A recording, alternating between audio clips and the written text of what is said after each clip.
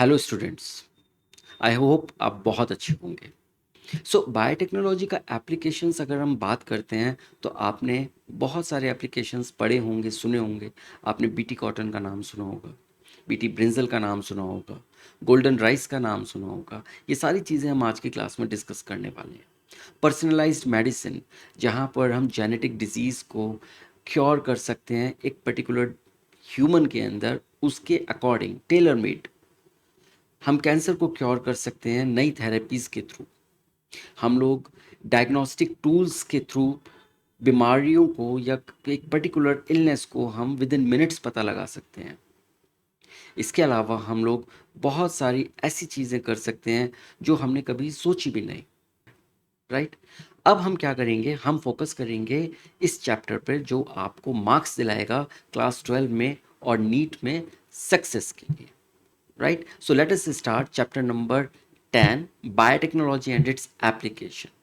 इस चैप्टर को मैंने 3-4 पार्ट्स में डिवाइड करा है। तो आज का जो पार्ट है वो हम लोग फोकस करने वाले हैं applications in agriculture. So basically हम लोग यहाँ पर एग्रीकल्चरल एप्लीकेशंस की बात करेंगे।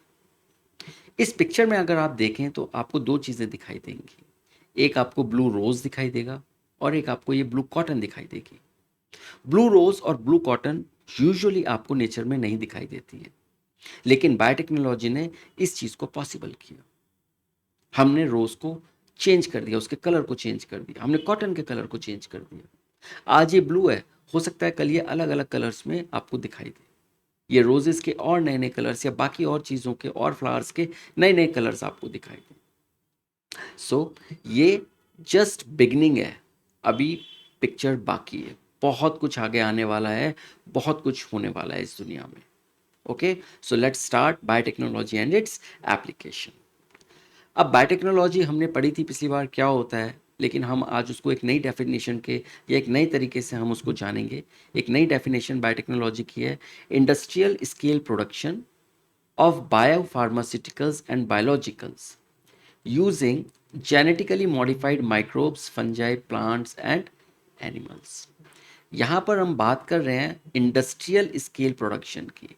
जब हम इंडस्ट्रियल स्केल प्रोडक्शन की बात करते हैं, इसका मतलब हम सीधे सीधे बात करते हैं कि हमें एक बहुत बड़ी पॉपुलेशन को वो चीज़ कैटर करनी है, वो चीज़ प्रोवाइड करनी है, हम उसको कमर्शलाइज करते हैं।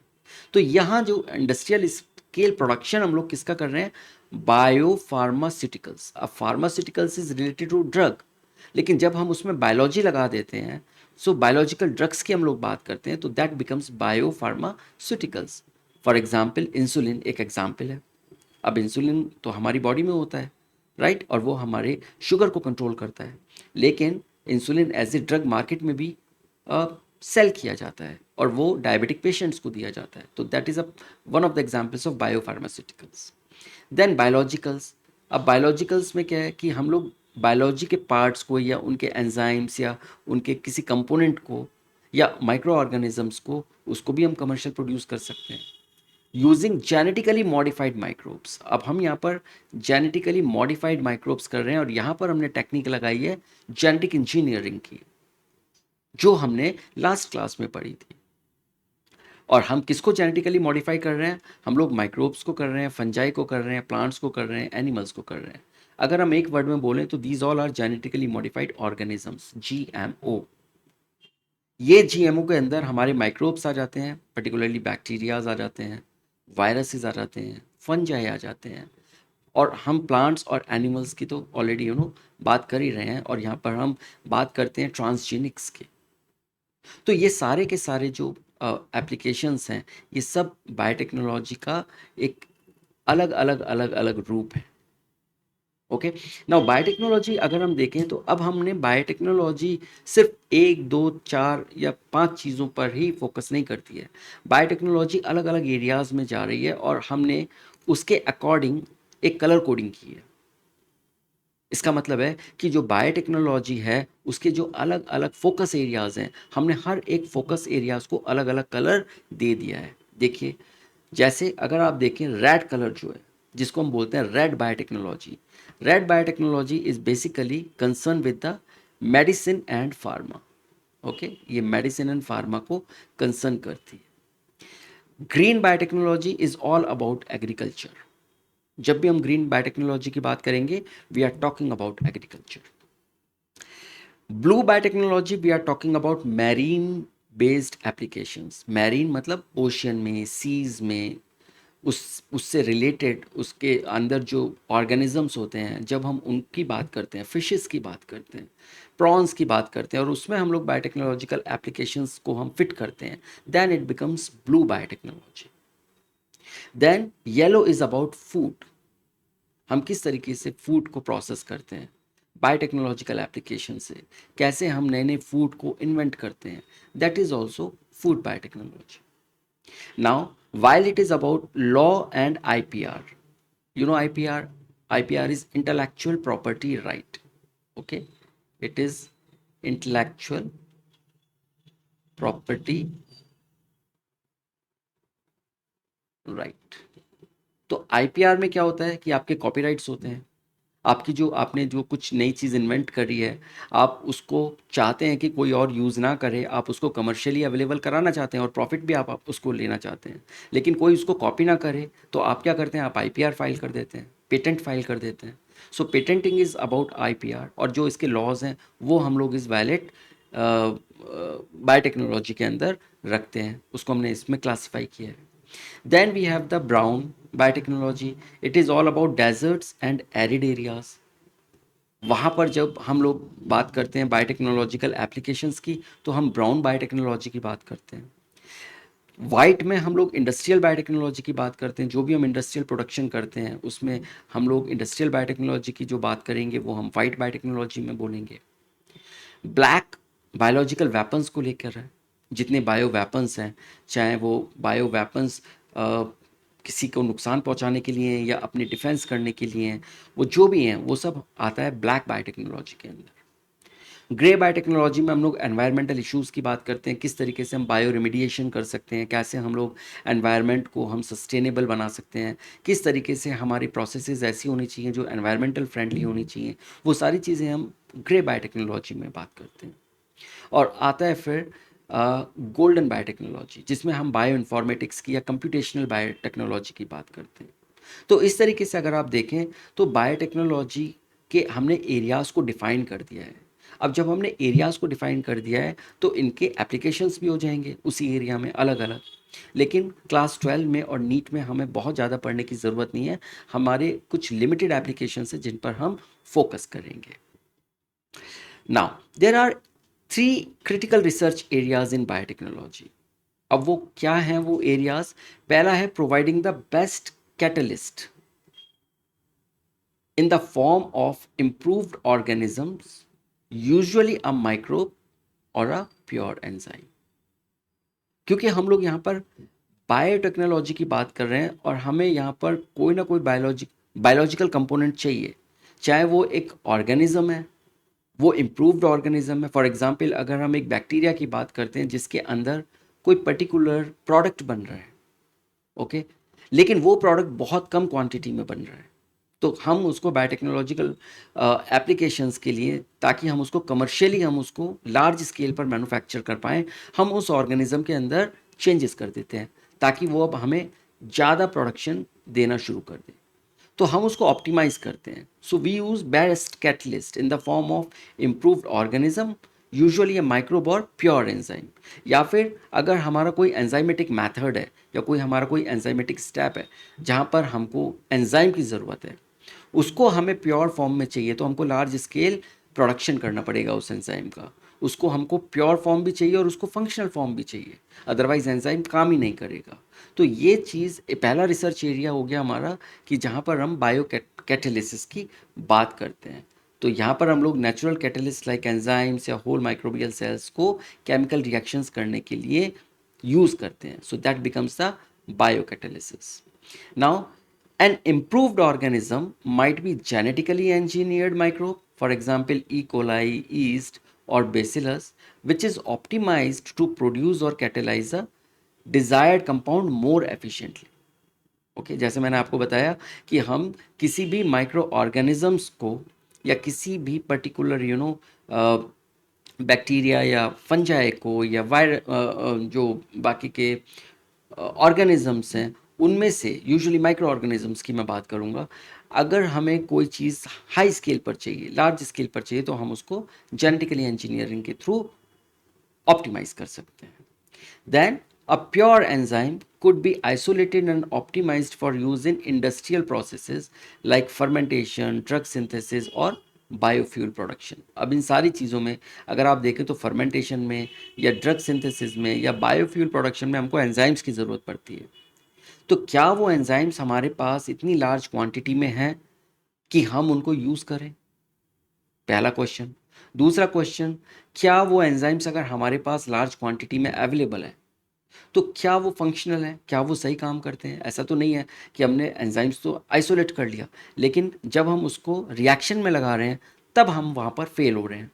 तो वो चीज़ हम लोगों को ऑप्टिमाइज़ करनी पड़ेगी. तो ये जो क्रिटिकल एरिया है, अगर हम बायोटेक्नोलॉजी का कोई भी इंडस्ट्रियल ग्रेड एप्लीकेशन देखें तो हमको ये बायो कैटालिसिस के लिए ये कंपोनेंट्स की ज़रूरत पड़ेगी, लार्ज स्केल में पड़ेगी और प्योर फुल्ली फंक्शनल फॉर्म में पड़ेगी. ओके.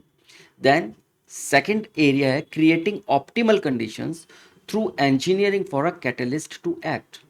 अब हमारे पास ये कैटलिस्ट या एंजाइम तो आ गया, लेकिन अब हमको एक सही कंडीशंस को प्रोवाइड करना है, उस ऑप्टिमम कंडीशन को प्रोवाइड करना है जो हमारे प्रोडक्शन में, हमारे एंड प्रोडक्ट के प्रोडक्शन में हमें हेल्पफुल हो.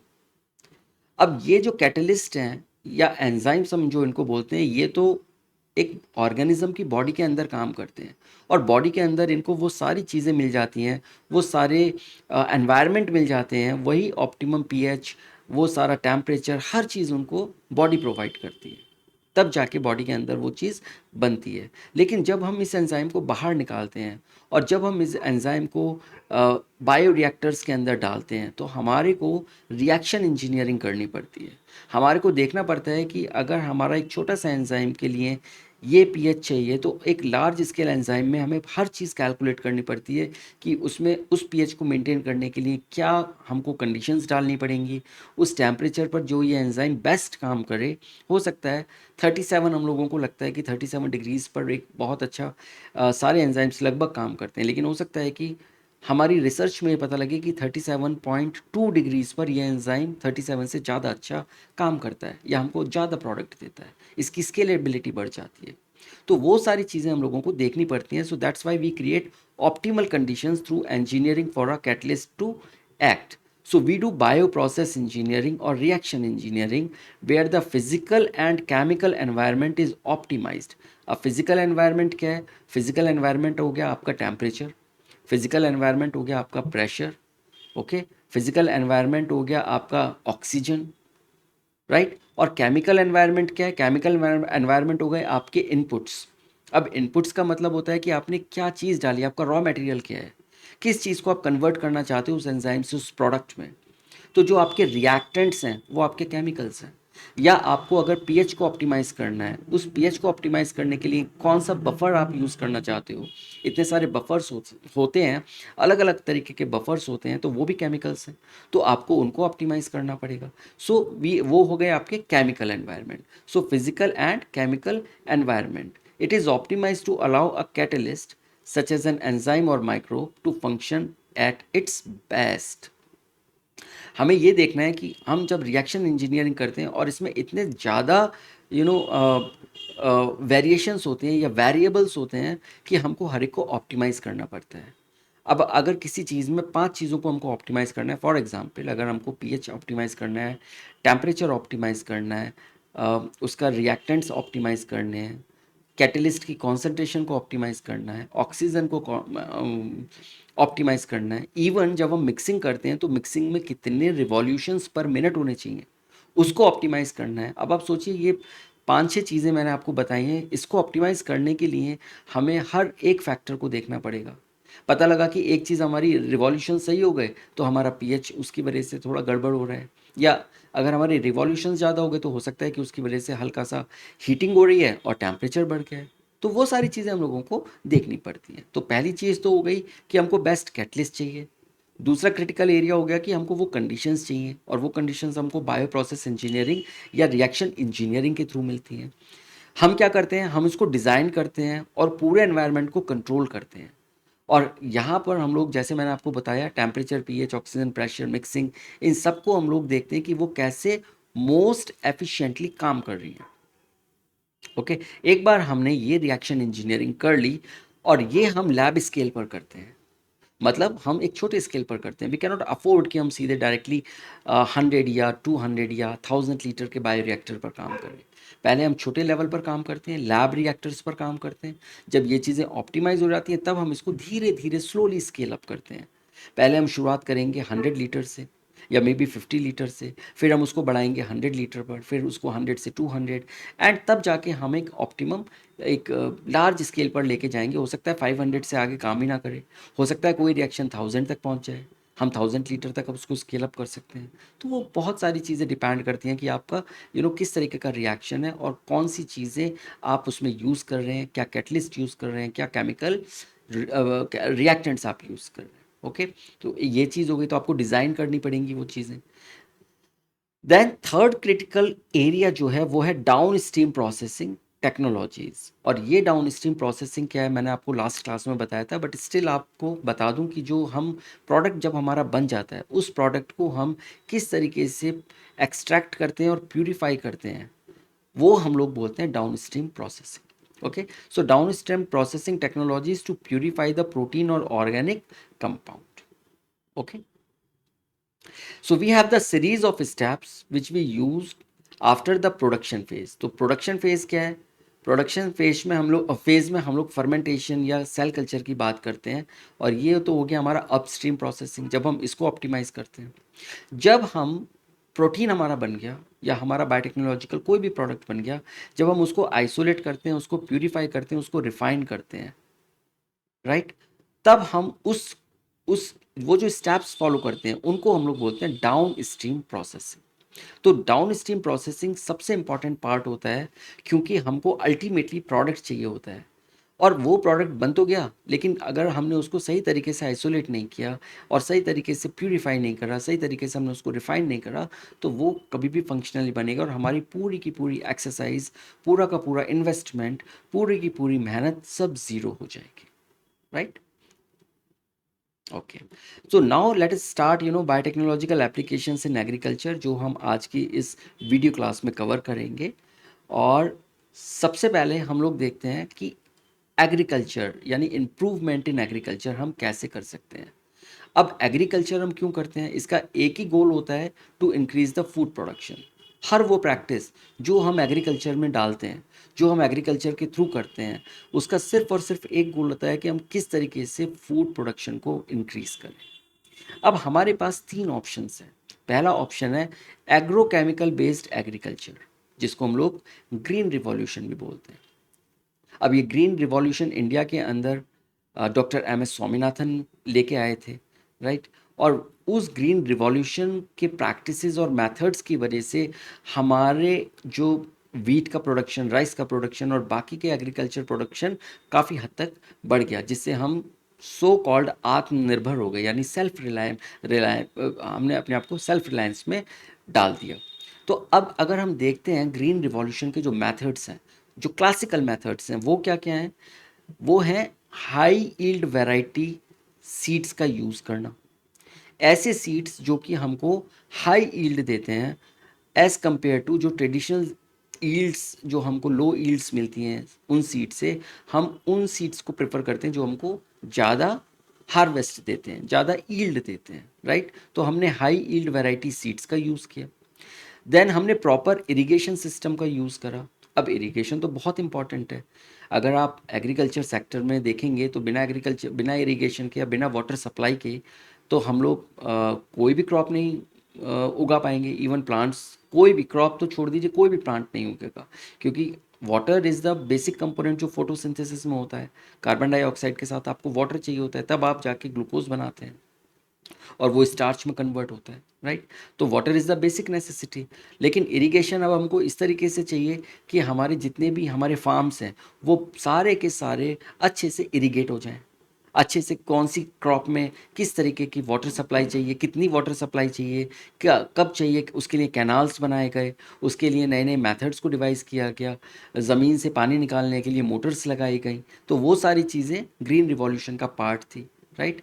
Then seeds with superior genetics, हमने एक तो हाई ईल्ड वैरायटी सीड्स का यूज़ करा, साथ में ऐसी जेनेटिक्स का यूज़ करा, हमने ऐसे सीड्स का यूज़ करा जिसमें जेनेटिक्स बहुत अच्छी थी। अब जेनेटिक्स क्या है कि वो जो जीन्स जा रहे हैं, उसका जो डीएनए है वो हाई क्वालिटी डीएनए है, उसके अंदर जो ट्रेट्स हैं, यहाँ पर हम जेनेटिक्स की बात कर रहे हैं बेसिकली ट्रेट्स की, वो जो ट्रेट्स हमको चाहिए वो ट्रेट्स हमारे कन्वेंशनल जो प्लांट्स हैं उससे कहीं ज़्यादा अच्छे हैं।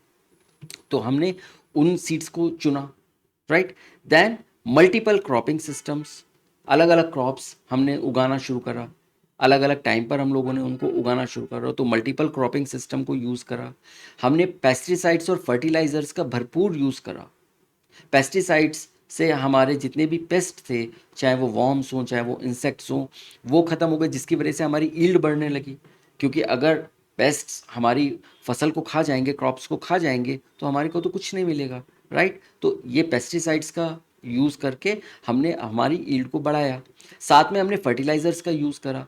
अब एक एग्रीकल्चर लैंड में फर्टिलाइज़र नहीं है, दूसरी एग्रीकल्चर लैंड में अगर फर्टिलाइज़र है और वो भी केमिकल फर्टिलाइज़र्स, जैसे यूरिया हो गया या फिर नाइट्रोजन फर्टिलाइज़र्स हो गए, पोटाश के हो गए, राइट। या हम उसमें बेसिकली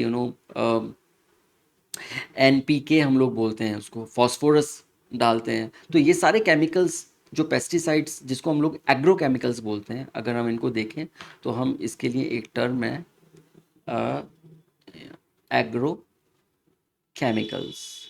ये एग्रो केमिकल्स के अंदर ये चीज़ें आ जाती हैं, पेस्टिसाइड्स भी आ जाता है और फर्टिलाइजर्स भी आ जाते हैं। तो हमने इनका बहुत यूज़ करा। और then expansion of farming areas, green revolution के लिए ज़रूरी था कि हमारे पास फार्मलैंड होनी चाहिए। अब एग्जिस्टिंग फार्मलैंड में जितनी ईल्ड आ रही है, लेकिन अगर हमको और ज़्यादा क्रॉप्स चाहिए, और ज़्यादा ईल्ड चाहिए, तो हमको फॉरेस्ट काटने पड़े। उन फॉरेस्ट की जगह हमने वहाँ पर जंगल काट काट के वहाँ पर हमने फार्म्स बनाए और हमने उसको बढ़ाया। तो ये हमने काम किया। उसके अलावा हमने मॉडर्न मशीन्स का यूज़ करा। पहले ट्रैक्टर्स वगैरह नहीं चलते थे, लेकिन अब एग्रीकल्चरल मशीन्स आ गई, ट्रैक्टर्स आ गए, हार्वेस्टर्स आ गए। ये सारी चीज़ें क्या है, और भी बहुत सारे एग्रीकल्चर टूल्स आ गए। तो ये जो थ्रेशर्स आ गए, तो ये सारी चीज़ों ने क्या करा, अचानक से हमारे ग्रोथ को बढ़ा दिया, हमारी ईल्ड को बढ़ा दिया। और ये था हमारा ग्रीन रिवॉल्यूशन, राइट। इससे क्या हुआ, ग्रीन रिवॉल्यूशन से जो हमारी ईल्ड थी वो 3 टाइम्स तक बढ़ गई, 3x तक वो बढ़ गई। बट फिर भी वो इतनी काफ़ी नहीं थी कि हम पूरी अपने इंडिया की पॉपुलेशन को फीड कर पाए। इसीलिए आज भी हम लोग बहुत सारी चीज़ें इंपोर्ट करते हैं। बहुत सारा हम लोग अपना जो ग्रेन्स हैं, या हम शुगर है, या बाकी की चीज़ें हैं, एग्रीकल्चर प्रोडक्ट्स हैं, हम काफ़ी कंट्रीज़ के साथ इंपोर्ट करते हैं, क्योंकि हमारा डेफिसिट रहता है यहाँ पर। ओके। ग्रीन रिवॉल्यूशन ने हमको काफ़ी हद तक हमारे इंपोर्ट के बिल्स को कम करने में मदद करी। सरकार जो पैसा बाहर से खाना लाने के लिए जो ग्रेन्स को या एग्रीकल्चर प्रोड्यूस को इंपोर्ट करने में खर्च कर रही थी, वो हमने काफ़ी हद तक रोक दिया, और उस पैसे का इस्तेमाल सरकार अब बाकी की चीज़ों में करने लगी। तो इससे कुछ हद तक हमारा जो कंट्री का डेवलपमेंट है वो बढ़ा। ग्रीन रिवॉल्यूशन की वजह से वो चीज़ हमारे अंदर, अब ड्रॉट्स नहीं होते, और अगर ड्रॉट्स अगर होते भी हैं तो वहाँ पर हम खाने पीने के पास हमारा इतना सामान होता है कि हम उसको वहाँ पर भेज देते हैं। तो किसी तरीके का कोई एटलीस्ट जो पहले ब्रिटिश टाइम में ड्रॉट्स की वजह से इतनी डेथ्स होती थी, वो चीज़ें रुक गई। तो वो अब नहीं होती हैं चीज़ें वहाँ पर। अब खाने की वजह से एटलीस्ट चीज़ें नई लोगों की जो डेथ्स हैं वो नहीं होती हैं। तो ये जो हुआ, ये सब किसकी वजह से हुआ, ये ग्रीन रिवॉल्यूशन की वजह से हुआ। लेकिन ग्रीन रिवॉल्यूशन से हमको नुकसान भी बहुत हुआ। ओके। अब क्या नुकसान हुआ, सॉइल डिग्रेड कर गई ओवर द टाइम, क्योंकि हमने इतना ज़्यादा उसको सॉइल को ऑर्गेनिक जो वे में जो वो अपने आप को रीस्टोर करती थी, वो चीज़ ख़त्म हो गई, क्योंकि हमने यहाँ पर केमिकल्स का यूज़ करना शुरू कर दिया, फर्टिलाइजर्स का यूज़ करना शुरू कर दिया था, राइट।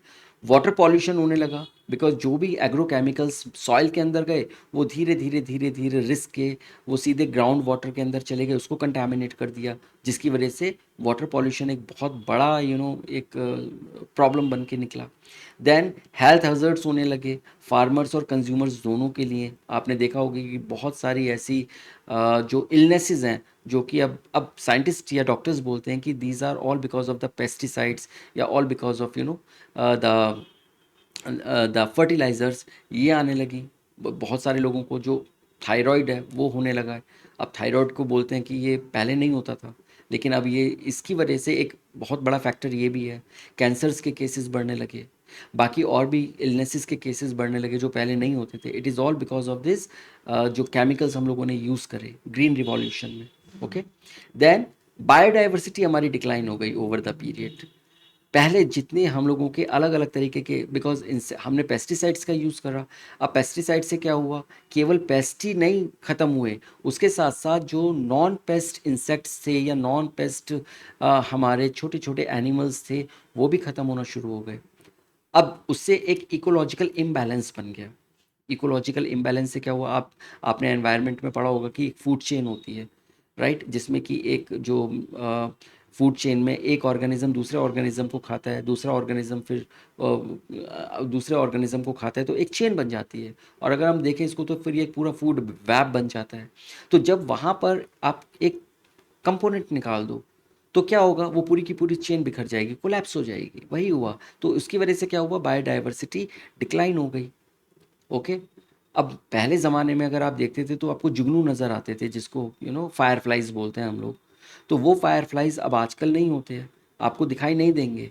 क्यों दिखाई नहीं देंगे, उसके दो तीन रीजंस हैं। एक रीज़न तो ये है कि ये क्योंकि आपके फार्म्स में, फार्मिंग एरियाज़ में या फॉरेस्ट में ये बहुत ज़्यादा होते थे। अब ह्यूमन पर जहाँ पर भी हैबिटेट है वहाँ पर तो इतने नहीं नज़र आते थे, लेकिन जब इनको ख़त्म ये पेस्टिसाइड्स डालना शुरू करा तो ये ख़त्म होना शुरू हो गए। दूसरा सबसे बड़ा रीज़न उनका था कि ये जो एलईडी लाइट्स या ये जो बाकी की लाइटिंग होने लगी, आर्टिफिशियल लाइटिंग, इसने इन पे बहुत ज़्यादा जो गलत तरीके से इनको इम्पैक्ट किया। तो वो एक रीज़न बना। तो यहाँ पर हमारी बायोडाइवर्सिटी डिक्लाइन होने लगी, राइट।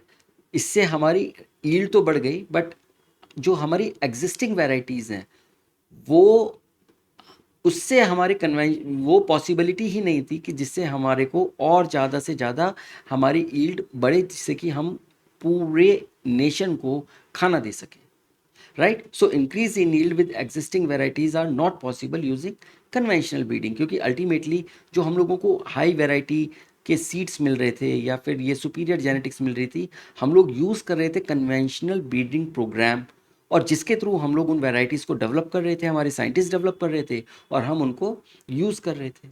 लेकिन स्टिल अभी क्या है कि ये कन्वेंशनल ब्रीडिंग प्रोग्राम के थ्रू भी हमारे को वो वैरायटीज़ नहीं मिल पाएंगी जिस वैरायटीज़ की ज़रूरत या जिस स्केल की ज़रूरत हम लोगों को आज है। लेकिन ठीक है, एक एक अच्छा, ये कुछ ना होने से अच्छा है कि इसकी ग्रीन रिवॉल्यूशन की वजह से आज हमारा जो कंट्री है वो बहुत हद तक एग्रीकल्चर सेक्टर में आगे बढ़ा है, और उसी की वजह से हमारे बहुत सारी चीज़ें डेवलप हुई हैं।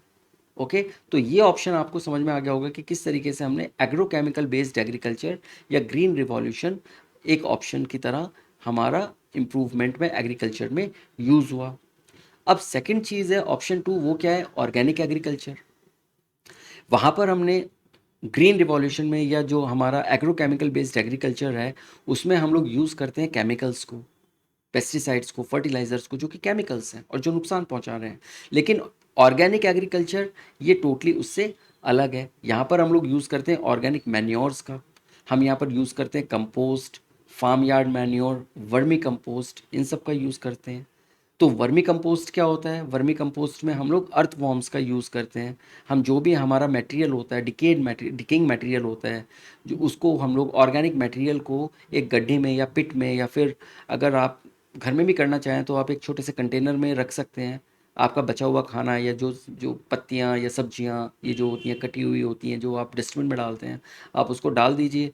थोड़ा सा उसमें जो ना मिट्टी डाल दीजिए, और मिट्टी डालने के साथ उसमें थोड़े से आप अर्थवॉर्म्स को इंट्रोड्यूस कर दीजिए, तो कुछ आप टाइम में देखेंगे कि वो धीरे धीरे धीरे धीरे वहाँ पर आपको कंपोस्ट मिल गई। That is known as vermi composting. तो वर्मी कंपोस्ट का हम लोग यूज़ करते हैं। हम लोग कंपोस्ट बनाते हैं, यानी हम ऑर्गेनिक जितने भी हमारे जो फॉलन लीव्स हैं या ट्रीज़ हैं या उनका जो जब हम हार्वेस्ट करते हैं तो जो प्लांट्स जिसको हम पराली बोलते हैं, तो ये पराली को जला दिया जाता है या नॉर्थ इंडिया में, और बोला जाता है कि इससे बहुत ज़्यादा पॉल्यूशन होता है। राइट, दिवाली के आसपास आप देखते हैं, आपने सुना भी होगा ये चीज़। अगर हम ये सारी चीज़ों को भी हम एक बड़े से पिट में डाल दें और वहाँ पर हम इंट्रोड्यूस कर रहे हैं उसको, थोड़े से over the period of time धीरे धीरे धीरे धीरे वो कंपोस्ट बन जाता है बायोलॉजिकल एक्टिविटी के थ्रू, बिकॉज सॉइल बैक्टीरिया बहुत ज़्यादा होते हैं, और वो सॉइल बैक्टीरिया प्लस जो सॉइल के अंदर बहुत सारे वॉर्म्स वगैरह होते हैं, वो सारे मिलकर उसको कंपोस्ट बना देते हैं। तो हम इन कंपोस्ट का यूज़ करते हैं। राइट, फार्म यार्ड मैन्योर हम बोलते हैं जब जो फार्म के अंदर बहुत जो एनिमल्स होते हैं, जैसे काउज हो गई, बफेलोज हो गए, वो सारे उनके जो फीकल मैटर होता है उसको हम लोग यूज़ करें या हम उसको इसके कंपोस्ट के साथ यूज़ करते हैं, तो दैट बिकम्स मैन्योर। तो वो सारी चीज़ें हम लोग ऑर्गेनिक फार्मिंग में यूज़ करते हैं। देन हम लोग बायो फर्टिलाइजर्स का यूज़ करते हैं। यहाँ पर हम लोग rhizobium, azotobacter, blue green algae, mycorrhiza, इन सबको हम लोग लैब में ग्रो करते हैं, और लैब में ग्रो करके फिर हम इनको बायो फर्टिलाइज़र को एग्रीकल्चर सेक्टर में भेजते हैं। वहाँ पर ये यूज़ किया जाता है, सॉइल के अंदर मिलाया जाता है, या फिर इनका जो सीड्स होते हैं उनको ट्रीट किया जाता है इनसे, और ट्रीटमेंट के बाद उन सीड्स को सॉइल के अंदर डाल दिया जाता है। तो बायो फर्टिलाइज़र्स का यूज़ किया जाता है। तो बेसिकली ये अगर देखा जाए तो ये माइक्रोब्स ही हैं। ओके, बट ये माइक्रोब्स हमारी हेल्प करते हैं, हम एज ए फर्टिलाइज़र की तरह ये काम करते हैं, हमारी ग्रोथ यील्ड को लेके जाते हैं। ओके, देन बायो पेस्टिसाइड्स का हम लोग यूज़ करते हैं। हम लोग यहाँ केमिकल्स यूज़ नहीं कर रहे हैं, हम लोग सब यहाँ पर जो यूज़ कर रहे हैं वो हम हर वो चीज़ यूज़ कर रहे हैं जो कि बायोलॉजिकल ऑरिजिन है। ओके, तो यहाँ पर हम लोग नीम, बेसिलस थुरिनजिनेंसिस, ये हम लोग अभी आगे देखेंगे, और ट्राइकोडर्मा, इस तरीके के हम लोग ऑर्गेनिजम्स का यूज़ करते हैं, और उसकी वजह से क्या है कि पेस्ट नहीं आते। पेस्ट को हम लोग कंट्रोल करके रखते हैं। एग्रीकल्चर पेस्ट की हम लोग बात कर रहे हैं यहाँ पर। राइट, देन हम लोग क्रॉप रोटेशन करते हैं, मिक्स्ड क्रॉपिंग करते हैं, इंटर क्रॉपिंग करते हैं। क्रॉप रोटेशन में क्या करते हैं कि हम लोग एक सीज़न में एक क्रॉप को ग्रो करते हैं, दूसरे सीज़न में दूसरी क्रॉप को ग्रो करते हैं, और फिर हम उसको रोटेट करते रहते हैं। मिक्स्ड क्रॉपिंग में हम लोग क्या करते हैं, एक फार्म लैंड के अंदर हम लोग अलग अलग क्रॉप्स को एक साथ ग्रो करते हैं, तो वो मिक्स्ड क्रॉपिंग हो गई। इंटर क्रॉपिंग में हम लोग क्या करते हैं कि हम लोग एक क्रॉप एक फार्म लैंड में यूज़ करते हैं, फिर हम उसको थोड़ी देर के थोड़े एक सीज़न के लिए छोड़ देते हैं, हम दूसरे सीज़न में हम उसको यूज़ करते हैं। तो इस तरीके से हम लोग अलग अलग तरीके से क्रॉपिंग या क्रॉप रोटेशन, मिक्स्ड क्रॉपिंग या इंटर क्रॉपिंग का यूज़ करते हैं, किसमें, ऑर्गेनिक एग्रीकल्चर में या ऑर्गेनिक फार्मिंग में। ओके, नाउ अब इसका फ़ायदा क्या है, we have safer food. Okay, हमारे फूड अब कंटामिनेटेड नहीं है केमिकल से, they are free from harmful chemical residues, improved soil health, organic matter और माइक्रोबियल एक्टिविटी की वजह से जो सॉइल के अंदर ऑर्गेनिक कंपोनेंट्स हैं वो रिस्टोर होते रहते हैं। राइट, सॉइल डिग्रेड नहीं कर रही है, एनवायरमेंटली सस्टेनेबल है, ये सबसे बड़ी बात ये है, there is no pollution of soil और वाटर, जो कि वहाँ पर हो रहा था ग्रीन रिवॉल्यूशन के मेथड्स में। Then it promotes biodiversity, because हम कोई ऐसा केमिकल ही यूज़ नहीं कर रहे हैं, तो क्या है कि बायोडाइवर्सिटी धीरे धीरे धीरे धीरे रिस्टोर हो रही है, तो वो चीज़ हमारे को यहाँ प्रमोट होती है अगर हम ऑर्गेनिक फार्मिंग करते हैं या ऑर्गेनिक एग्रीकल्चर के थ्रू हम लोग यूज़ करते हैं प्रोड्यूस करना। बट समटाइम्स लोअर ईल्ड, बस एक इसमें यह है कि जो हमें ईल्ड वहाँ पर बम्पर हमको हार्वेस्ट मिल जाता है ग्रीन रिवॉल्यूशन के मेथड्स में, लेकिन यहाँ पर हमारी ईल्ड थोड़ा सा कम होती है कंपैरेटिवली। बट आप खुद सोचिए कि क्या हमारी इस ईल्ड और जो हमने नुकसान कर रहे हैं हम लोग, और वो नुकसान अर्थ को ही नहीं कर रहे हैं, हम लोग खुद भी ले रहे हैं, तो एक तरीके का ये ट्रेड ऑफ है कि हमको क्या करना चाहिए, क्या हम कम ईल्ड में खुश हैं या हम ज़्यादा ईल्ड में लेकिन नुकसान में ज़्यादा खुश हैं। तो इट ऑल डिपेंड्स क्या है, but it's compare to agrochemical but healthier in long run. Ultimately क्या है कि हमारा लॉन्ग रन में ये हेल्थियर है। सो if you compare two methods, organic agriculture is much better than the normal agrochemical based methods. Clear? अब आता है थर्ड ऑप्शन। थर्ड ऑप्शन आता है genetically engineered crop based agriculture. ये जहाँ पर हम लोग यूज़ कर रहे हैं, यहाँ पर हम लोग जेनेटिक इंजीनियरिंग का इस्तेमाल कर रहे हैं, और वहाँ पर हम लोग उन क्रॉप्स की वैरायटीज़ को बना रहे हैं जो हम एग्रीकल्चर में यूज़ करेंगे। तो फॉर एग्जांपल हम लोग क्या करते हैं, यहाँ पर हम बैक्टीरियल क्लोनिंग के थ्रू हम लोग उसको जो है ना प्लांट में हम लोग जीन लेते हैं, राइट। हम उस जीन को क्लोन करते हैं, उसको फिर हम प्लांट में डालते हैं, उस प्लांट से हम लोग बड़े बड़े प्लांट्स बना देते हैं। तो ये है हमारा genetically engineered crop based agriculture. तो यहाँ पर हम लोग जेनेटिकली मॉडिफाइड सीड्स की हम लोग यूज़ करते हैं which are developed using biotechnology. For example BT cotton, golden rice, ये दो एग्जाम्पल्स हैं और बाकी के एग्जाम्पल्स हम लोग अभी आगे देखेंगे।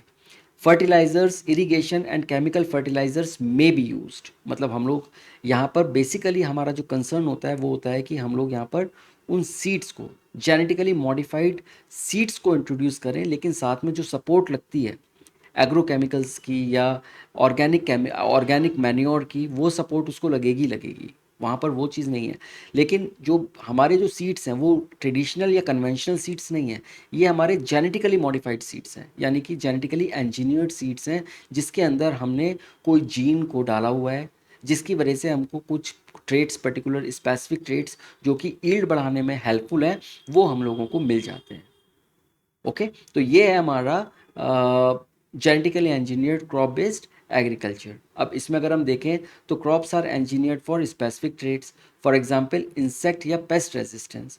ये हम लोग देखेंगे बीटी कॉटन में, जो बीटी क्रॉप्स होती हैं, बीटी कॉटन हो गई, बीटी ब्रिंजल हो गई, जिसमें भी हमने बीटी यानी बेसिलस thuringiensis का जो हमने जीन डाल दिया, वो हमारी बीटी क्रॉप बन गई।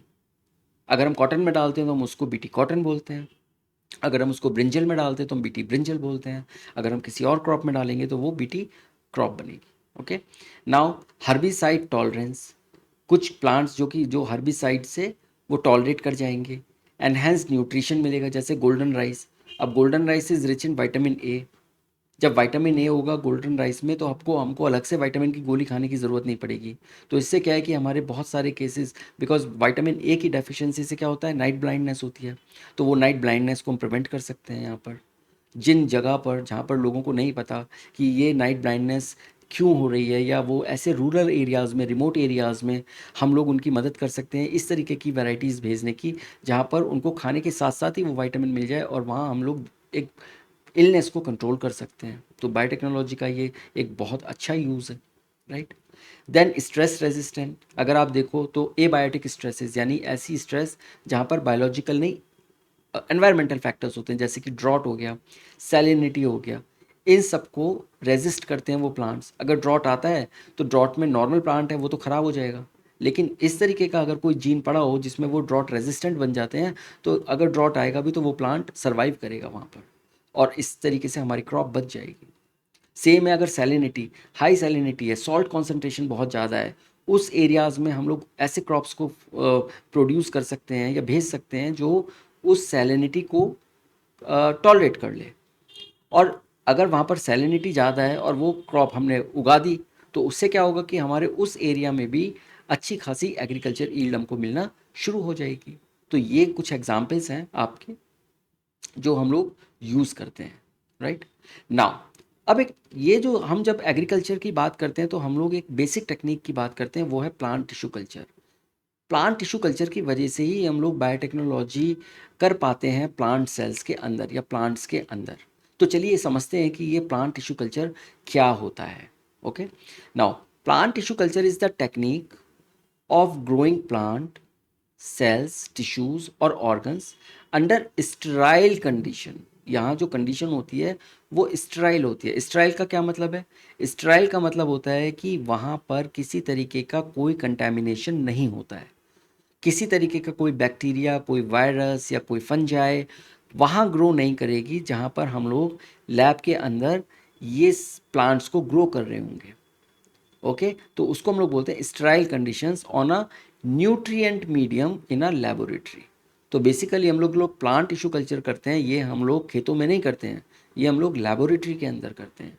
और लेबोरेटरी के अंदर हम जिस प्लांट के लिए, जिस प्लांट को हम कल्चर करना चाहते हैं, उस प्लांट का स्पेसिफिक मीडिया, उसकी रिक्वायरमेंट क्या क्या है, वो सारी चीज़ें हम मीडिया के अंदर डालते हैं, तब हम उस प्लांट को ग्रो करते हैं। और जब हम ग्रो करते हैं तो हम स्टेराइल कंडीशंस में ग्रो करते हैं ताकि हमारा प्लांट कंटेमिनेट ना हो और प्लांट अच्छे से फ्रीली जो हम चाहते हैं, जैसे हम चाहते हैं वो वैसे ही ग्रो करे। अगर उसमें मान लीजिए फंगस लग गई, अगर उसको किसी तरीके का कोई वायरल इन्फेक्शन हो गया, तो क्या होगा?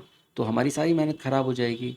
It is a very costly affair. ये नॉर्मल ऐसा नहीं है कि आपने गमले में एक सीड डाल दिया और पानी डाल दिया और वो प्लांट उग गया। यहाँ पर हमको हर चीज़ में एक कॉस्ट लग रही है, एक्सपेंस हो रहा है, मीडिया बनाने में एक्सपेंस हो रहा है, उसको मेंटेन करने में, उसके अंदर के कंपोनेंट्स कॉस्टली आते हैं।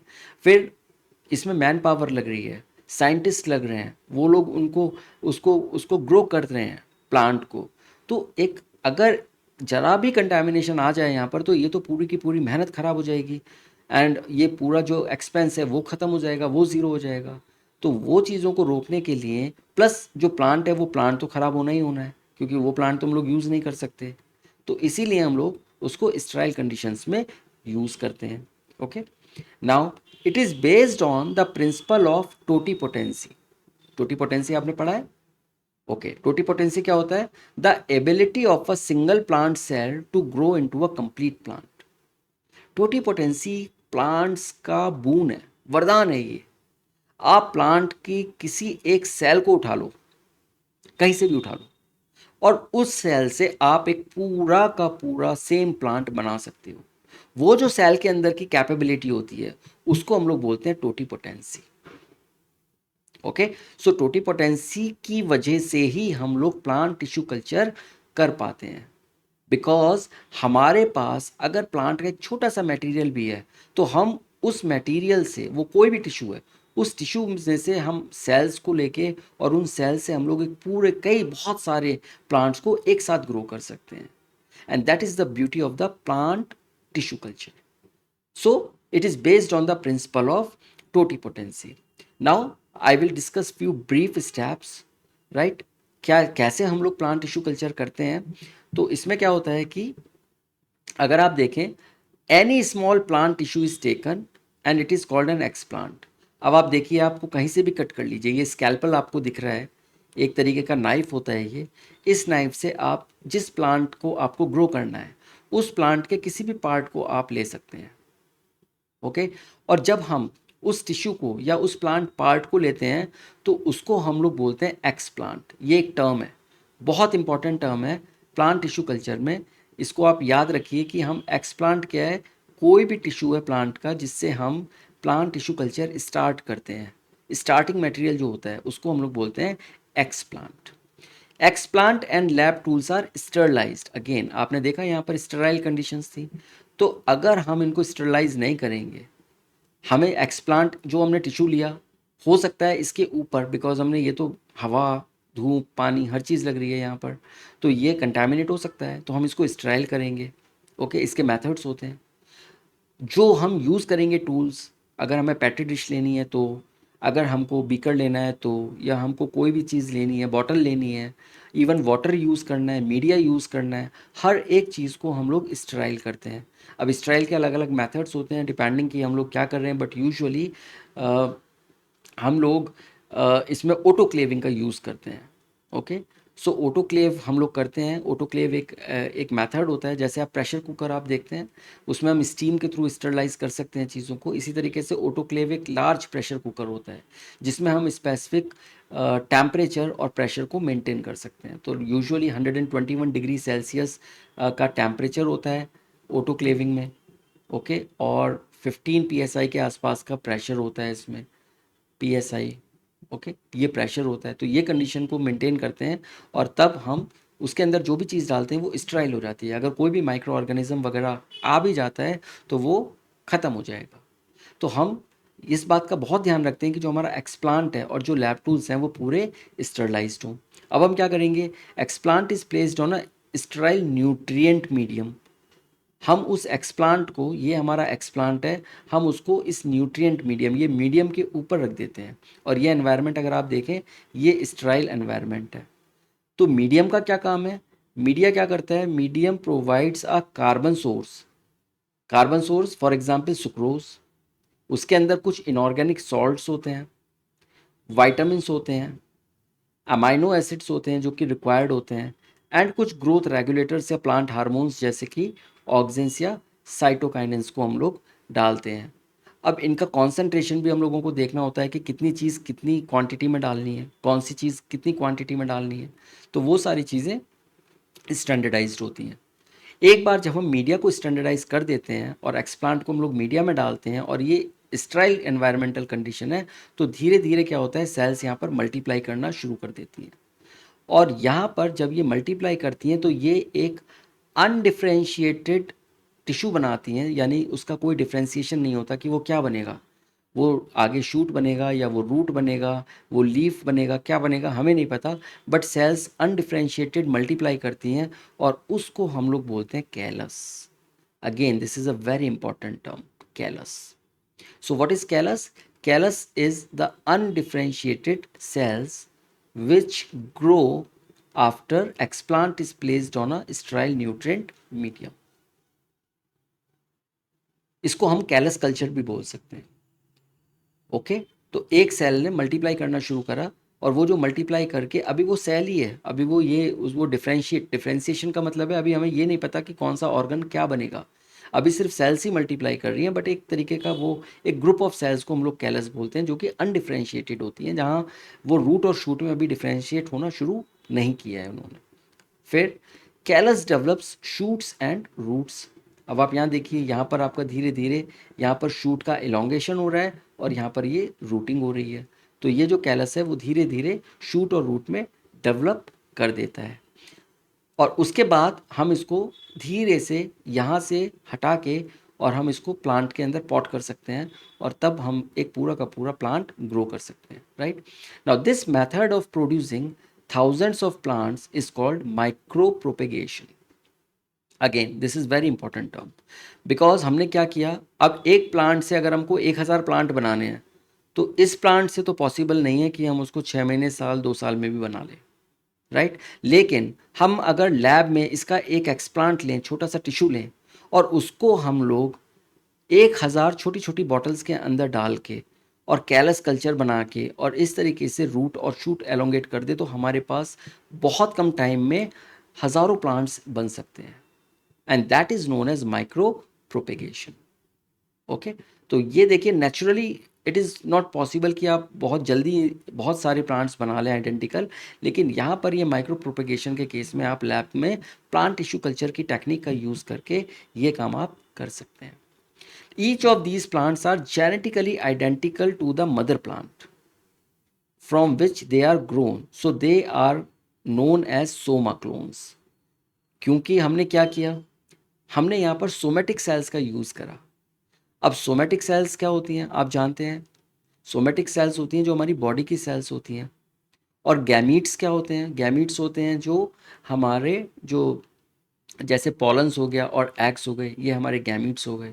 तो हमने यहाँ पर यूज़ करा इन सोमेटिक सेल्स का, और सोमेटिक सेल्स के अंदर जो ये क्लोन बन के आए इनको हम लोग बोलते हैं सोमा क्लोन्स, और ये जो होंगे ये आइडेंटिकल होते हैं, जेनेटिकली आइडेंटिकल। जेनेटिकली आइडेंटिकल का मतलब है कि अगर इस प्लांट के अंदर 100 क्रोमोसोम्स हैं तो सभी के अंदर 100 क्रोमोसोम्स होंगे, और वो एग्जैक्टली वही क्रोमोसोम्स होंगे जो इस मदर प्लांट के अंदर है, इसीलिए हम इनको बोलते हैं क्लोन्स। अब मैंने आपको क्लोन्स लास्ट क्लास में ही बताया था जब हम लोग जीन क्लोनिंग कर रहे थे कि क्लोन हम किसको बोलते हैं, जब हम एक ही तरीके का एक ही मटेरियल को आइडेंटिकली प्रोड्यूस करते हैं तब हम उसको क्लोन्स बोलते हैं। तो यहाँ पर ये सोमा क्लोन्स है बिकॉज ये मदर प्लांट के आइडेंटिकल है, राइट।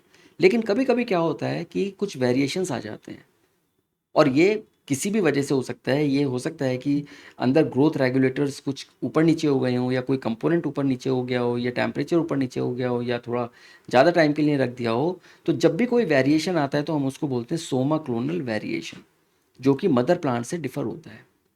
तो अगर कोई भी डॉटर प्लांट मदर प्लांट से, जो कि हम माइक्रो प्रोपेगेशन के थ्रू बना रहे हैं, थोड़ा सा भी डिफरेंस आता है तो हम उसको बोलते हैं Soma clonal variation. Clear.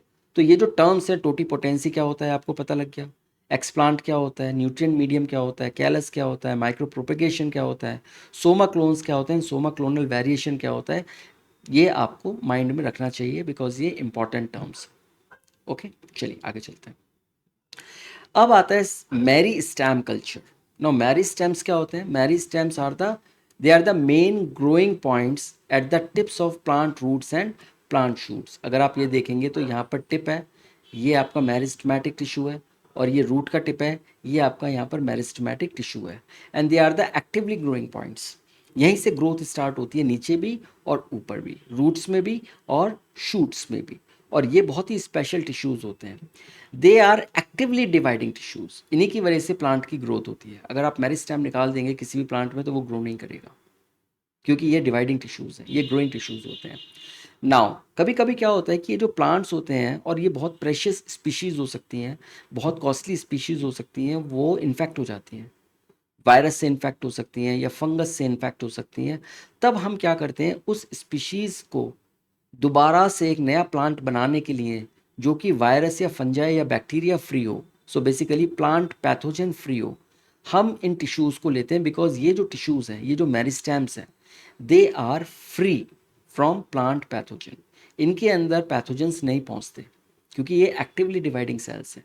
Plant pathogens जो ऑलरेडी फॉर्म्ड टिश्यूज़ हैं या ऑलरेडी फॉर्म्ड ऑर्गन्स है प्लांट के, वो उनको इन्फेक्ट करते हैं, लेकिन जो न्यूली डिवाइडिंग सेल्स हैं वो उनको वहाँ तक नहीं पहुँच पाते। इसीलिए हम क्या करते हैं कि हम इन मेरिस्टेम्स पर फोकस करते हैं, हम इन मेरिस्टेम्स को केयरफुली आइसोलेट करते हैं, और आइसोलेट करने के बाद हम इनको कल्चर करते हैं। तो meristem culture is what, it is growing apical और axillary meristems in sterile medium to produce virus pathogen free genetically identical plants using plant tissue culture. Okay, so ये आप देखिए यहाँ पर ये मेरिस्टेम है, इसको हमने मीडिया के अंदर डाला, ये आपका सीधे सिंगल शूट बनना शुरू हो गया और धीरे से ये प्लांट बन गया। और ये प्लांट मदर प्लांट की तरह वायरस इन्फेक्टेड नहीं है।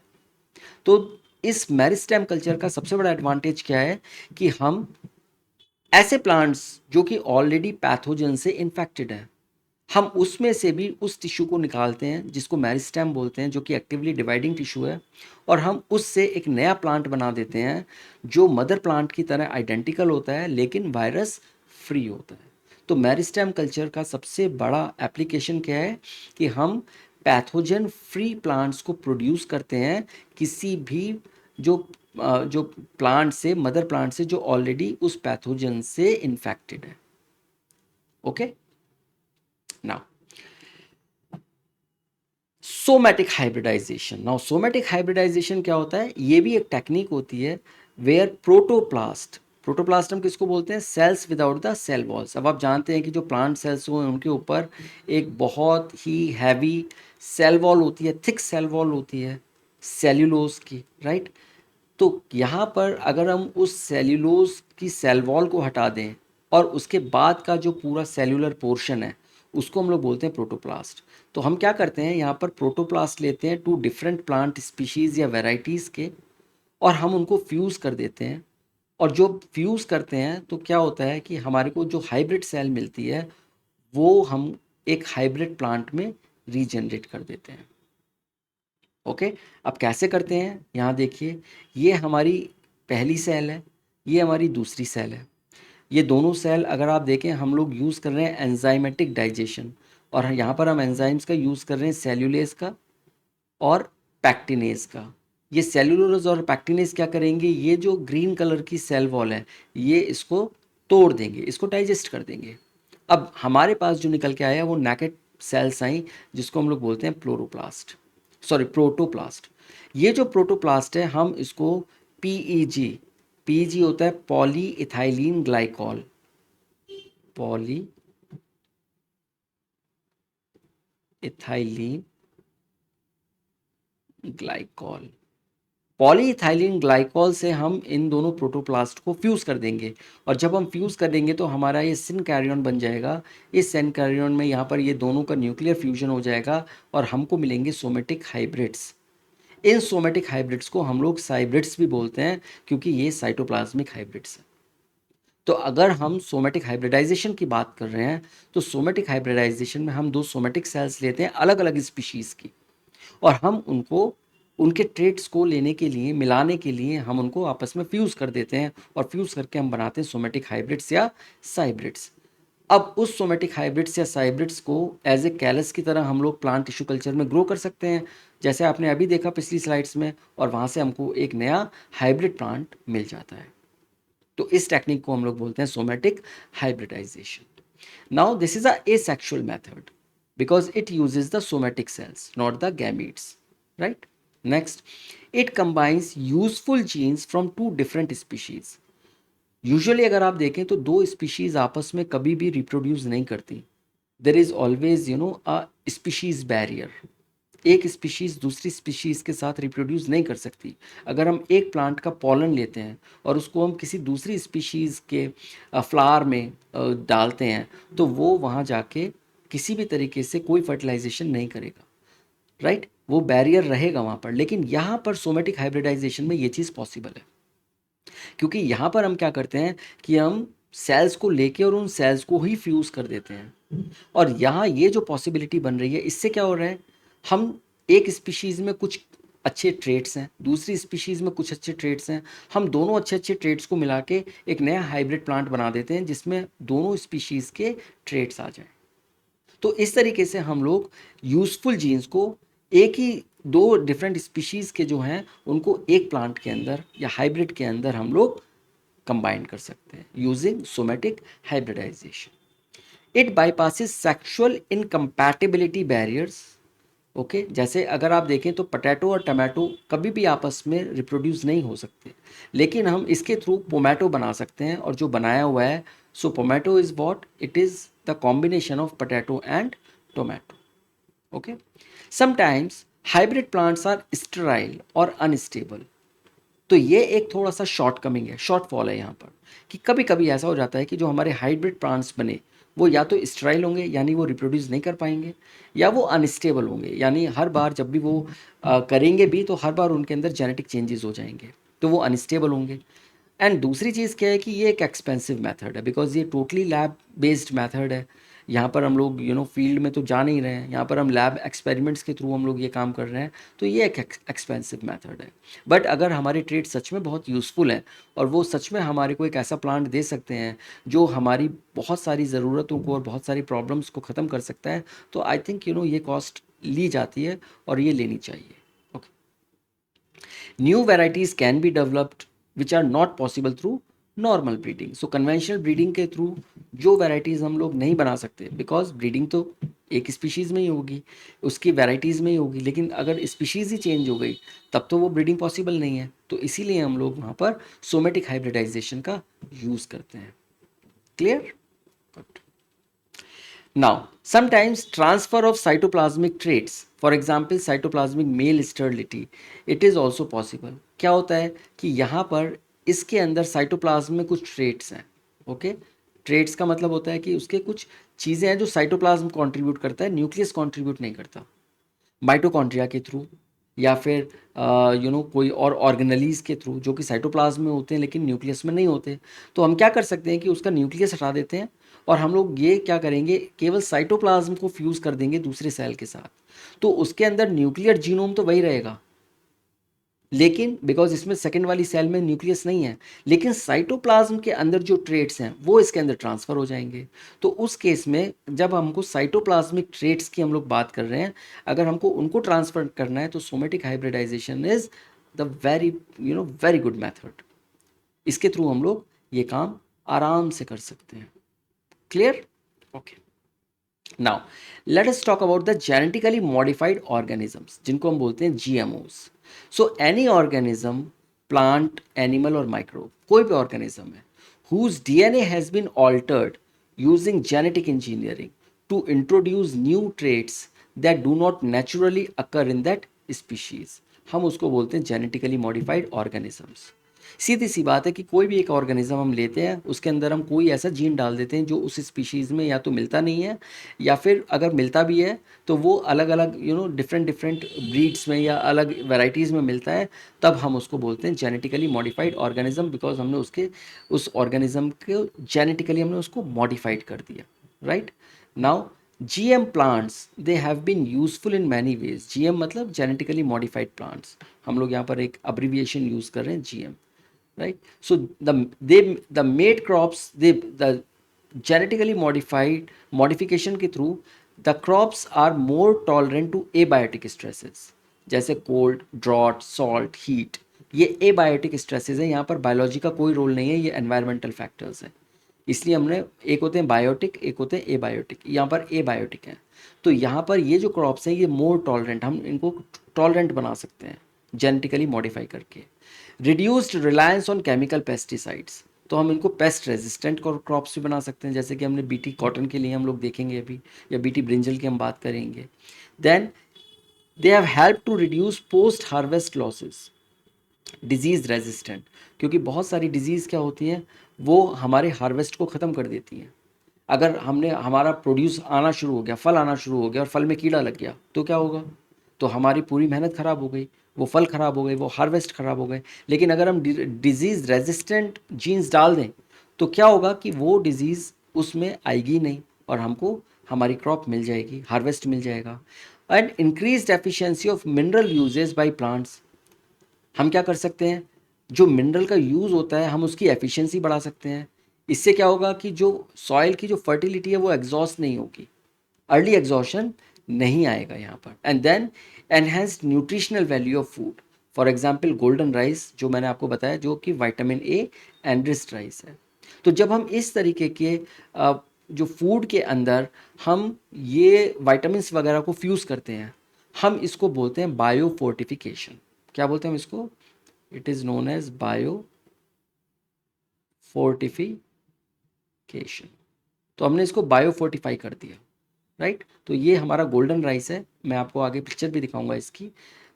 To create tailor made plants, अब एक और इसका एग्जाम्पल क्या है, to create tailor made plants to supply alternative resources to industries in the form of starch, fuels and pharmaceuticals.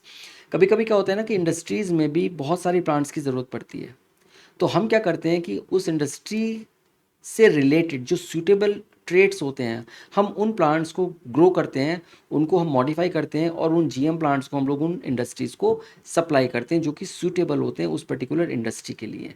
जैसे अगर हमको स्टार्च चाहिए या बायोफ्यूल्स बनाना है या बायो फार्मास्यूटिकल्स बनाना है, तो हमको जो भी ट्रेड्स चाहिए प्लांट्स में और पर्टिकुलर स्पीशीज़ में चाहिए, तो हम ऑलरेडी उन स्पीशीज़ को जेनेटिकली मॉडिफाई कर देते हैं। Okay, now there are some examples of GM crops. क्या है, BT cotton. BT cotton is resistant to bollworm pests, एक तरीके का कीड़ा होता है, ये पेस्ट होता है जो कि जो पूरे जो कॉटन होती है उसको ख़राब कर देता है ये। Then BT brinjal which is resistant to fruit and shoot borer, तो ये फ्रूट एंड शूट बोरर क्या करते हैं, ये ब्रिंजल को ख़राब कर देते हैं। लेकिन अगर इसके अंदर हम बीटी जीन्स डाल देते हैं जो हम अभी आगे पढ़ने वाले हैं, तो उससे क्या है कि ये रेजिस्टेंट बन जाते हैं। Flavr Savr tomato, Flavr Savr tomato क्या है कि ये डिले करते हैं राइपनिंग को। इससे क्या है कि इनकी जो शेल्फ लाइफ होती है वो बहुत लंबी हो जाती है as compare to normal tomato. तो अगर आप यहाँ देखें, ये आपका गोल्डन राइस है, this is wild type white है, और ये गोल्डन है जीएमओ यानी कि जेनेटिकली मॉडिफाइड ऑर्गेनिज्म, राइट। ये वाइल्ड टाइप है, फ्लेवर सवर टमाटो है। यहाँ आप देखेंगे ये टमाटो धीरे धीरे धीरे धीरे रॉट होना शुरू हो गया, लेकिन ये जीएमओ, ये अभी भी फ्रेश बना हुआ है और ये लगभग 50 दिन तक फ्रेश रह सकता है। Then herbicide tolerant soybean and maize, they survive the chemical weed killers. तो बहुत सारे जो केमिकल वीट किलर्स होते हैं वो प्लांट पर भी एक एडवर्स इम्पैक्ट डालते हैं, उनको भी मारना शुरू कर देते हैं। लेकिन जो हर्बिसाइड टॉलरेंट सोयाबीन एंड मेज वेराइटीज़ हैं वो इन केमिकल वीट किलर्स से रेजिस्टेंट होते हैं, तो वो केवल वीट को मारेंगे केमिकल्स, वो केमिकल्स का इन पर कोई इम्पैक्ट नहीं होगा। Then GM mustard, GM is genetically modified mustard, तो ये धारा मस्टर्ड है हाइब्रिड 11, जिसको हम बोलते हैं DMH11, धारा mustard hybrid 11, which was developed in India. तो ये जेनेटिकली मॉडिफाइड मस्टर्ड है, राइट। तो अब आपको ये समझ में आ गया कि जेनेटिकली मॉडिफाइड ऑर्गेनिजम्स क्या होते हैं, जेनेटिकली मॉडिफाइड ऑर्गेनिजम्स के क्या क्या यूजेस हैं, हम उनको किस तरीके से प्लांट्स में यूज़ कर सकते हैं, और हमारे कुछ एग्जाम्पल्स क्या हैं। If GMO has a gene from different species, we call it as a transgenic organism. तो ट्रांसजेनिक ऑर्गेनिजम्स के बारे में या एनिमल्स आपने सुना होगा, right.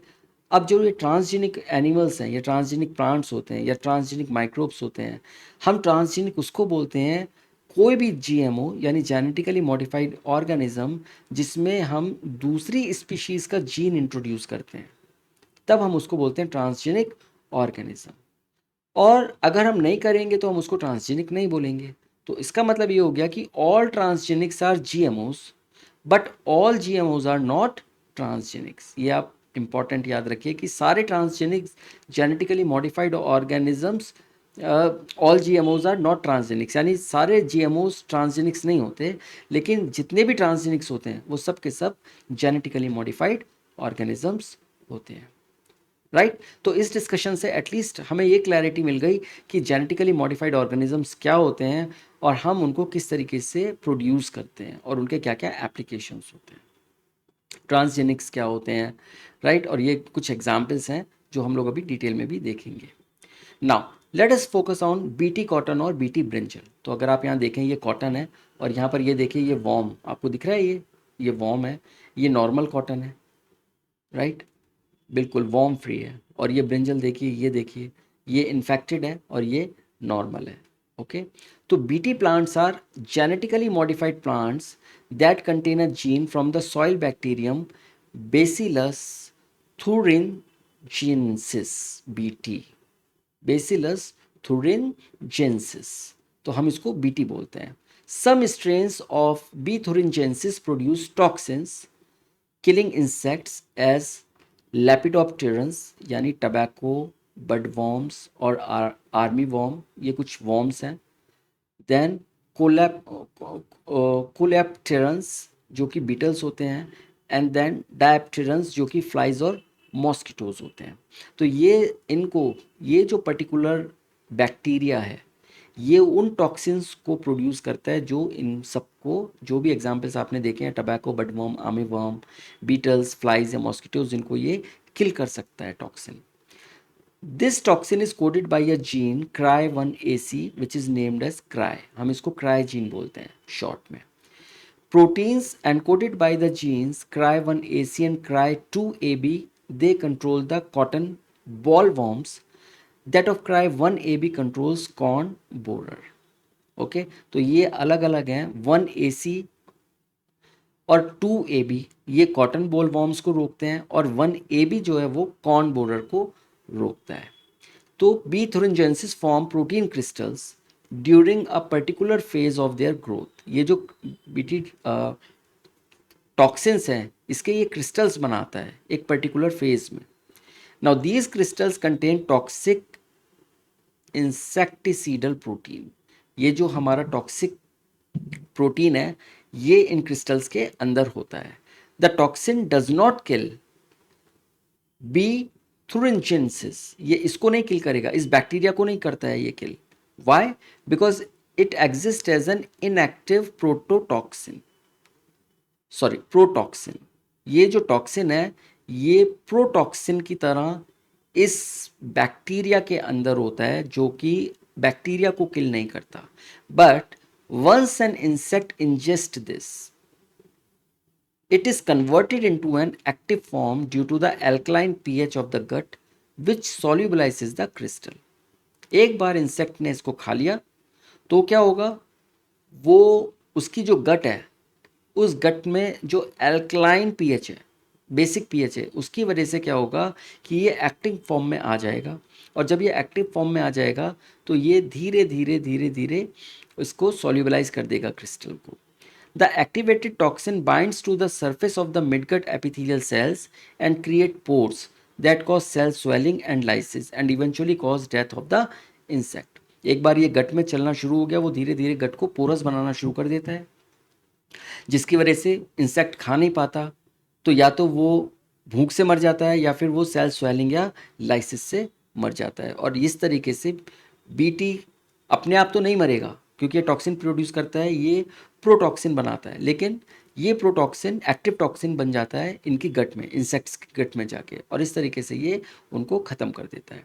So Bt toxin gene has been cloned from the bacteria and has been expressed in plants to provide resistant to insects without the need for insecticides, in effect created a biopesticide. So हमने Bt jeans का use करा है इन biopesticides को बनाने के लिए, जिससे कि वो इन प्लांट्स पे अगर कोई भी जो भी ये आपके वॉर्म्स या आपके ये इंसेक्ट्स हैं ये अटैक करते हैं तो वो उसको नुकसान ना पहुंचाएं और वो मर जाएं।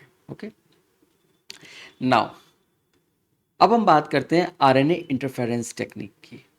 आरएनए इंटरफेरेंस एक टेक्निक होती है और ये बहुत ही इंटरेस्टिंग टेक्निक है।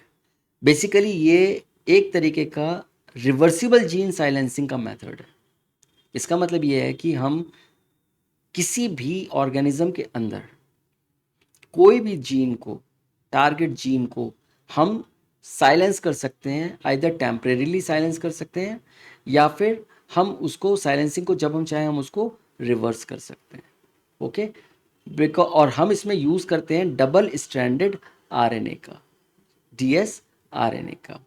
तो डबल स्ट्रैंडेड आरएनए है, it is added to the target cell which reduces the expression of the gene from which the double-stranded RNA sequence is derived। हम यहाँ पर एक डबल स्ट्रैंडेड आरएनए बनाते हैं और हम उस डबल स्ट्रैंडेड आरएनए को टारगेट सेल के अंदर डाल देते हैं। उस टारगेट सेल में डालने से क्या होगा कि जो हमारा जीन है वो जीन, उसका जो एक्सप्रेशन है वो रिड्यूस हो जाता है, अप टू 90% तक ये रिड्यूस हो सकता है, राइट। तो यहाँ पर अगर आप देखें ये डबल स्ट्रैंडेड आरएनए है। इस डबल स्ट्रैंडेड आरएनए में एक तो होता है सेंस स्ट्रैंड, जिसको हम पैसेंजर स्ट्रैंड बोलते हैं। This strand whose sequence is the same as the target mRNA. जिस मैसेंजर आरएनए को आपको टारगेट करना है, जब हम उसका कॉम्प्लीमेंट्री उसका बिल्कुल एग्जैक्टली सेम स्ट्रैंड हम लेते हैं, जो एमआरएनए, जो सीक्वेंस एमआरएनए की है वही उसकी स्ट्रैंड की है, हम उसको बोलते हैं सेंस स्ट्रैंड। और दूसरा होता है एंटी सेंस स्ट्रैंड या guide strand. Its sequence is complementary to the target messenger RNA. ये क्या करता है, ये हमारा एंटी सेंस स्ट्रैंड है और इसकी सीक्वेंस जो होती है वो मैसेंजर आरएनए के कॉम्प्लीमेंट्री होती है। अगर मैसेंजर आरएनए में फॉर एग्जांपल जी है तो वहाँ पर सी होगा, ग्वानिन है तो वहाँ साइटोसिन होगा। ओके, तो इस तरीके से ये एंटीसेंस होता है। अब आपको थोड़ा सा अगर मैं रिव्यू कर रहा हूँ तो हमारा जो डीएनए होता है वो डीएनए हमारा मैसेंजर आरएनए बनाता है। This DNA it forms messenger RNA और ये जो हमारा मैसेंजर आरएनए है ये जाता है सीधा राइबोसोम्स पर और वहाँ पर ये बनाता है protein. You remember, this is the central dogma. DNA से मैसेंजर आरएनए बनता है, इस प्रोसेस को हम लोग बोलते हैं ट्रांसक्रिप्शन। और मैसेंजर आरएनए से प्रोटीन बनता है, इस प्रोसेस को हम लोग बोलते हैं ट्रांसलेशन। अब अगर हमको ये प्रोटीन नहीं चाहिए तो हम क्या करेंगे, हम या तो इस डीएनए को ही इनएक्टिवेट कर दें या डिलीट कर दें। एक तरीका तो वो है। दूसरा तरीका क्या है कि डीएनए को हम टच ना करें, ये जो मैसेंजर आरएनए बना रहा है इस मैसेंजर आरएनए को हम बीच में ही रोक दें, इंटरफेयर कर दें यहाँ पर। तो यह जो टेक्निक हम यूज़ कर रहे हैं आरएनए इंटरफेरेंस की, ये टेक्निक के थ्रू हम इस मैसेंजर आरएनए को ही बीच में ख़त्म कर देते हैं जिससे वो प्रोटीन बना ही ना पाए। और इसलिए हम इसको बोलते हैं जीन साइलेंसिंग। मतलब जीन से वो जो जीन है, अब जीन क्या होता है आप जानते हैं, डीएनए का पार्ट होता है। मैंने लास्ट क्लास में भी आपको बताया था कि gene is the part of the DNA और वो फ्रैगमेंट होता है जो एक एनकोड करता है, या तो किसी पेप्टाइड को करेगा या आरएनए को करेगा। ओके, तो वहाँ पर ये मैसेंजर आरएनए जो है वो प्रोटीन बनाएगा और अगर यहाँ राइबोसोमल आरएनए होगा तो वो राइबोसोम का पार्ट बनेगा, वो प्रोटीन नहीं बनाएगा। तो हम ये जो आरएनए है जिसका हमको रोकना है आगे का ट्रांसलेशन, हम इस एमआरएनए के अगेंस्ट हम लोग ये डबल स्ट्रैंडेड आरएनए बनाते हैं। हमें पता होता है कि हमारा ये आरएनए की सीक्वेंस क्या है, इसी सीक्वेंस के बेसिस पर हम ये डबल स्ट्रैंडेड आरएनए बनाते हैं जिसका एक स्ट्रैंड होता है सेंस स्ट्रैंड और ये सेंस स्ट्रैंड की जो सीक्वेंस होती है वो इस मैसेंजर आरएनए के इक्वल होती है, बिल्कुल एग्जैक्टली सेम होती है। और दूसरा होता है एंटी सेंस स्ट्रैंड।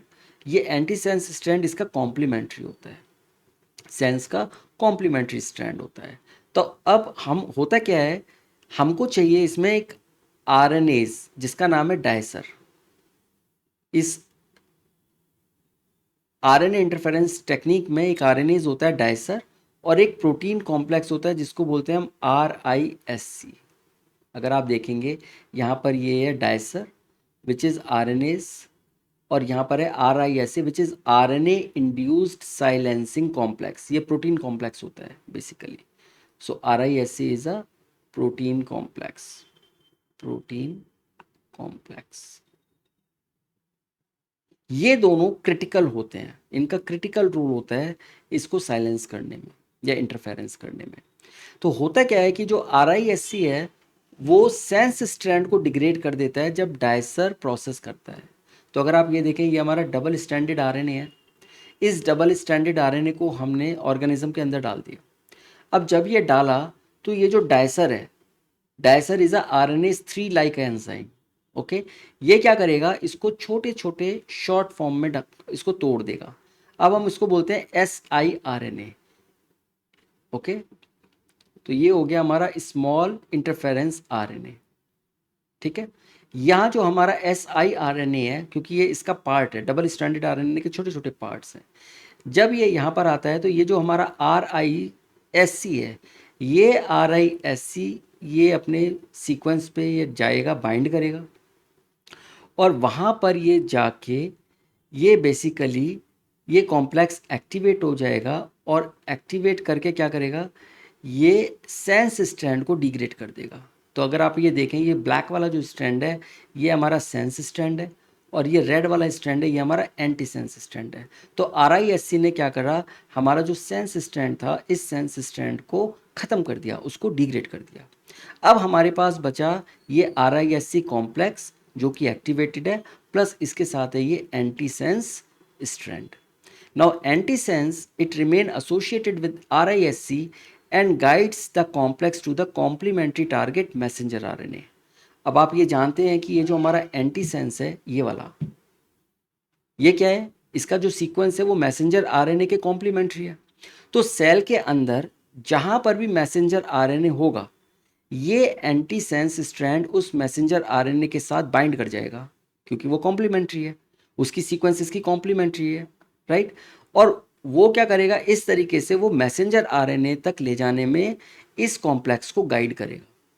तो बेसिकली एंटी सेंस का काम क्या है, एंटी सेंस स्ट्रैंड का काम ये है कि वो हमारे RISC कॉम्प्लेक्स को मैसेंजर RNA तक ले जाए। क्लियर। अब वो वहाँ मैसेंजर RNA पर ले गया, तो अब उससे क्या होगा, एंटी सेंस जो ये है आपका जो RISC कॉम्प्लेक्स है, ये इसको क्लीव कर देगा मैसेंजर RNA को, और मैसेंजर RNA को जब ये क्लीव कर देगा, क्यों क्लीव करेगा, आपको याद होगा कि इसने RISC ने यहाँ पर सेंस स्ट्रैंड को ख़त्म कर दिया था, और सेंस स्ट्रैंड की सीक्वेंस क्या है, वो एग्जैक्टली बिल्कुल सेम है जो मैसेंजर RNA की सीक्वेंस है। तो इसका मतलब ये है कि जब RISC मैसेंजर RNA वाली सीक्वेंस को यानी सेंस स्ट्रैंड की सीक्वेंस को क्लीव कर सकता है, तो वो एग्जैक्टली वही सीक्वेंस ये मैसेंजर RNA की है, तो ये इसको भी क्लीव कर सकता है, इसीलिए ये इसको क्लीव कर देता है। तो यहाँ पर एंटी सेंस RNA का काम है इसको गाइड करना, मैसेंजर RNA तक लेके जाना, और RISC कॉम्प्लेक्स का काम है उस मैसेंजर RNA को और जो सेंस RNA है, हमारा सेंस स्ट्रैंड है, उसको क्लीव कर देना, उसको ख़त्म कर देना।